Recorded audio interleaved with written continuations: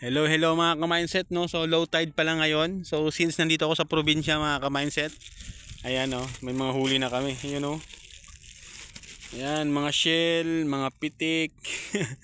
So maganda kasi ngayon mga ka-mindset, hindi mainit. Saka low tide, kanina low tide eh.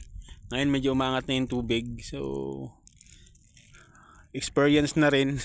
Kumuha kami ng mga shell o mga kakaning dagat, no. Ayan. So ang ganda rin mga ka-mindset sa probinsya, no, mga ganitong experience.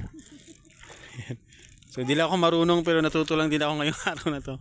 Actually laking dagat naman ako mga ka-mindset eh, kasi nung bata pa ako sa probinsya, yun nga, sinasama ako ng tiyo ko dati noon sa dagat. Pero wala ako masyadong natutunan. So ngayon kahit pa paano, bonding na rin at the same time. Habang wala pang ginagawa, yun, marami na kaming huli, you know. Ayan, oh. Yan, narami na yan. Halos 1 kilo na rin to, mga shell. Diba? So, katuwaan, pero at least may pang-ulam na mga ka-mindset.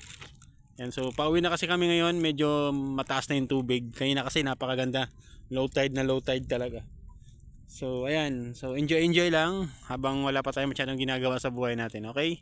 So, once again, mindset is power.